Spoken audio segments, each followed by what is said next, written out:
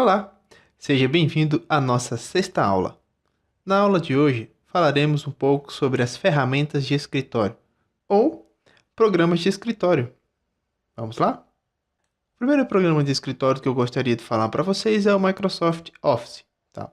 Essas ferramentas, elas são utilizadas em empresas, no dia a dia em casa também, para diversas atividades. Por exemplo, uma apresentação de slide, uma planilha, tá? Uma digitação de um currículo, por exemplo, você utiliza essas ferramentas. O Microsoft Office nada mais é do que uma suíte de aplicativos, ou seja, uma suíte de programas para escritório que contém essas ferramentas que eu acabei de citar para vocês, que são processador de texto, a planilha de cálculo, a apresentação gráfica e o cliente de e-mail. A empresa que desenvolve o Office é a Microsoft. Microsoft também detém os direitos do Windows, tá? Então, quando se fala em MS Office, nada mais é do que Microsoft Office. Então, a mesma empresa que desenvolve o Windows é a Microsoft, que também desenvolve Microsoft Office, tá? O processador de texto que contém no pacote Office é o Microsoft Word. Com ele é possível produzir currículos, cartas, trabalhos acadêmicos e muito mais. Você já deve ter chegado numa lan house e pedido para digitar um currículo alguma vez na vida. Então, normalmente as ferramentas que as pessoas utilizam na lan house é justamente o Microsoft Office, que contém o Word, tá? Quando se fala em processador de texto, existe uma diferença entre editor de texto, tá? O editor de texto ele é mais simples. Então, você não tem aqui no editor de texto a possibilidade de escolher uma fonte, de escolher um modelo para digitar, por exemplo, enquanto no Microsoft Office você tem, tá? Então, assim, editor de texto, quando se fala em editor de texto, é diferente de processador de texto, tá? Lembre-se dessa diferença, isso é importante, sim, principalmente se você estuda para concurso. Quais são os editores de texto para diferenciar do processador de texto, que é o Word? Os editores de texto que eu posso citar, o próprio do Windows que eu posso citar é o bloco de notas. Existem outros também, como o Notepad++, e uma infinidade dele. Temos também a apresentação gráfica, tá? A ferramenta de apresentação gráfica. O programa de criação de apresentações gráficas do pacote Office é o PowerPoint. Com ele a gente pode criar apresentações de slide. Você já deve ter assistido alguma apresentação de slide feita com ele. Inclusive, essa apresentação que você está vendo é feita com ele, tá? Além dos programas apresentados até agora, temos também o Excel, que é utilizado na criação de planilhas de cálculo. E por fim, temos também o cliente de e-mail, tá? O cliente de e-mail que a gente tem no pacote Office nada mais é do que o Outlook, ou MS Outlook. Com o cliente de e-mail é possível gerenciar contas de e-mail para envio e recebimento dos mesmos, tá? No pacote do Outlook, você consegue cadastrar várias contas de e-mail e gerenciar os seus e-mails através deles. É um pouco diferente, tá, pessoal, do webmail. Quem está acostumado a usar Hotmail ou Gmail, normalmente você não usa cliente de e-mail porque você acessa do navegador. Então esse não é o caso, tá? O cliente de e-mail, ele baixa os e-mails do servidor do e-mail para que você gerencie no seu computador. Você gerencia a sua caixa de entrada, lixeira, spam, tudo que é possível gerenciar no e-mail, você gerencia através dele. Existem só essas ferramentas no Microsoft Office, no pacote Office? Não, não existem só esses programas, existem outros, mas isso vai depender da versão do pacote que você escolheu. Existe, por exemplo, versão para estudantes, tá? Que só vem aí com algumas ferramentas, normalmente são essas quatro que eu citei para vocês, que são as mais básicas. Existe a versão Professional Plus, que vem com ferramenta de gerenciamento de banco de dados, vem com as ferramentas que eu já citei aqui para vocês, até o Outlook, por exemplo. Vem com Publish, que é para quem trabalha com publicidade, por exemplo, criação de jornal, essas coisas. Então, existem esses diferentes pacotes, tá? Para diferentes tipos de pessoas, tipos de funcionalidades, tá? Só que aí é que entra, a maioria das pessoas, a maioria das empresas em si, só utilizam esses 4 programas que eu acabei de citar para vocês. Então, você não tem a necessidade, a não ser que você queira trabalhar com algum deles, de aprender essas outras ferramentas, tá? Existem outros pacotes de ferramentas de escritório, além do Microsoft Office?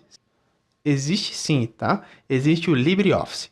O LibreOffice também é uma suíte de programas de escritório, tá? Nele contém as ferramentas parecidas com o Office da Microsoft, só que as mesmas funcionalidades, mas com algumas diferenças, tá? E uma das diferenças que eu posso citar para vocês é justamente a questão do licenciamento. Enquanto o pacote da Microsoft é um pacote pago, o pacote do LibreOffice é um pacote free, ou seja, ele é gratuito. Apesar que na hora que você vai fazer o download, ele pede lá uma doaçãozinha, tá? Só que a doação você pode doar o quanto você quiser. Além disso, existem outras diferenças. Quais são? O LibreOffice não tem cliente de e-mail.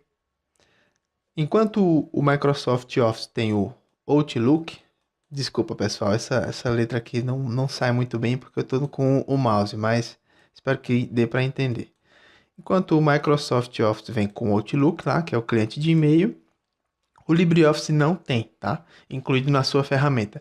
Normalmente, quem utiliza o LibreOffice utiliza um cliente de e-mail chamado Thunderbird,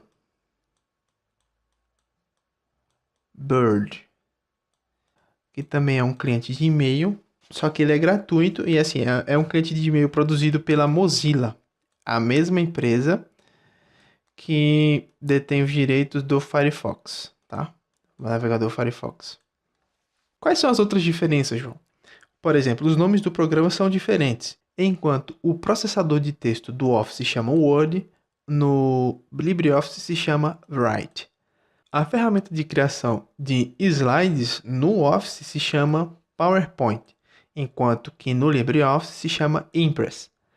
E por fim, a ferramenta de cálculo, que é no Microsoft Office Excel e no LibreOffice se chama Calc. Existem outras diferenças. Quais são?